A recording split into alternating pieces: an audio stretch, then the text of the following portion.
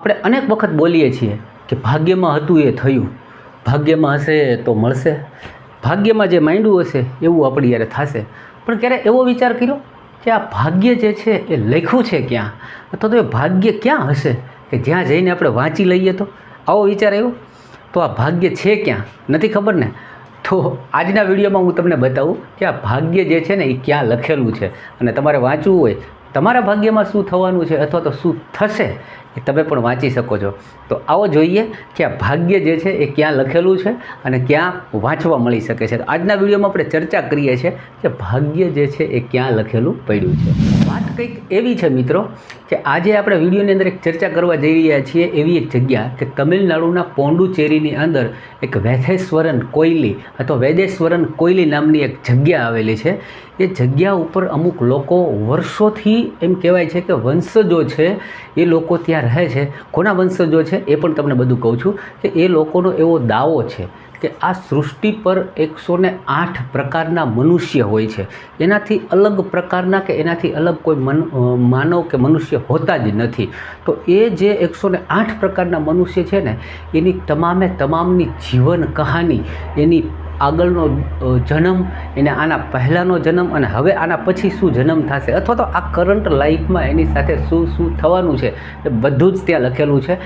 એમની પાસે એક લાઇબ્રેરી છે અને એ લાઇબ્રેરી છે એમના દાવા મુજબ વાત કરું તો 7000 વર્ષ જૂની આ લાઇબ્રેરીની અંદર આ સૃષ્ટિ પરના તમામ મનુષ્યનું જીવન, મરણ અને બનતી તમામ ઘટના, એટલે કે આપણે એક શબ્દમાં કહેવું હોય તો કહી શકીએ કે બધાનું ભાગ્ય જે છે એ ત્યાં લખેલું છે.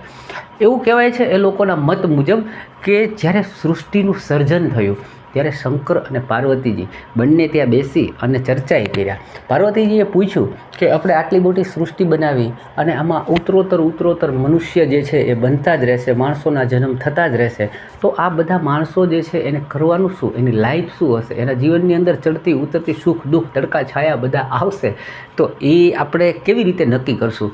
તો ત્યારે એવું કહેવાય છે કે શંકર ભગવાને એવું કીધેલું કે અહીંયા આપણે એના માટે દરેક મનુષ્યનું જીવન, એનું ભાગ્ય, એનું નસીબ, જે કંઈ કિસ્મત કહીએ એ બધું લખતા જઈએ છીએ. અને એ આખું એક લાઇબ્રેરીની અંદર એવું કહેવાય છે કે તાડપત્રની અંદર એ લખી અને બધાની લાઈફ જે છે ત્યાં મૂકવામાં આવી છે.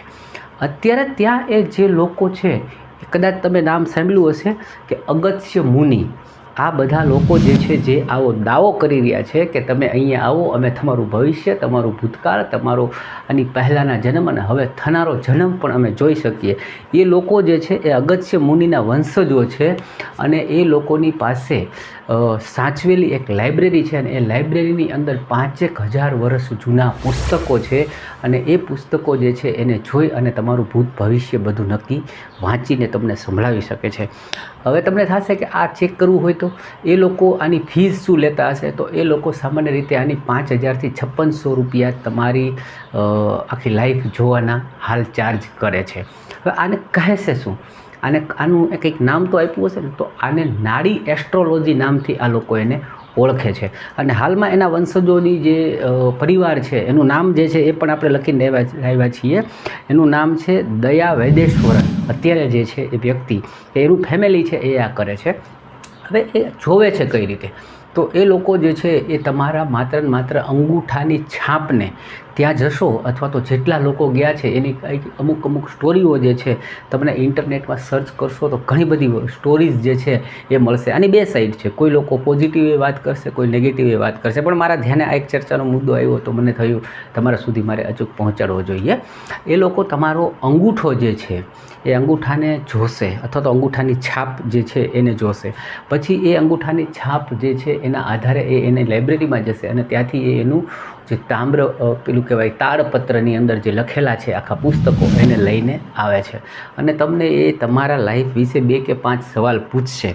એને આધારે એ નક્કી કરશે કે આ પેજની અંદર લખી છે એ તમારી લાઈફ છે, આ પેજની અંદર લખી છે એ તમારી લાઈફ નથી.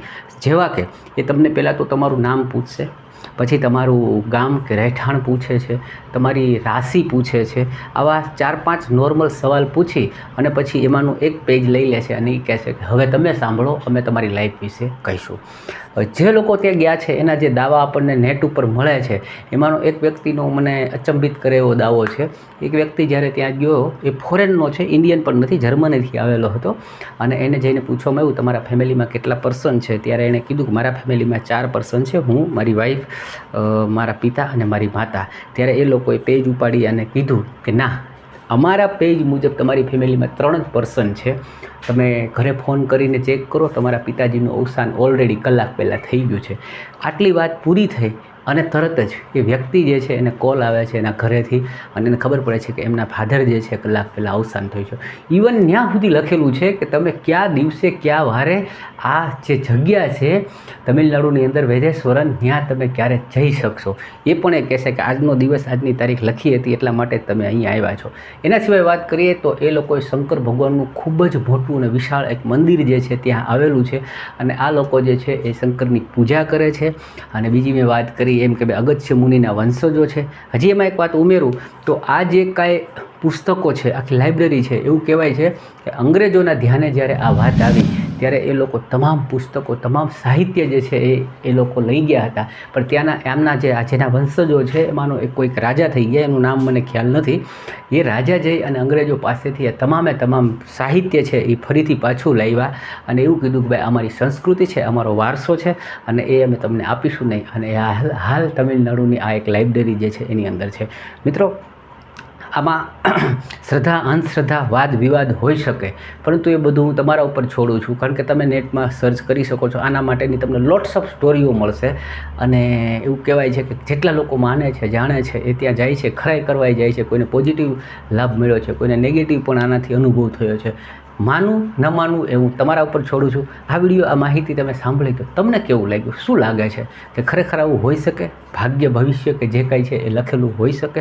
તમારા ઉત્તર જે છે એ કોમેન્ટની અંદર કરજો. અને આપણે આ ચેનલની અંદર જો તમે મને ફેસબુકમાં જોઈ રહ્યા છો તો ફોલો અચૂકથી કરજો.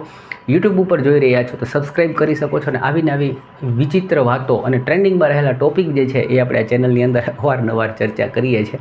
મળીએ બીજા વિડીયોમાં. ત્યાં સુધી ખુશ રહો, મસ્ત રહો, વ્યસ્ત રહો, એકદમ તંદુરસ્ત રહો. આવજો.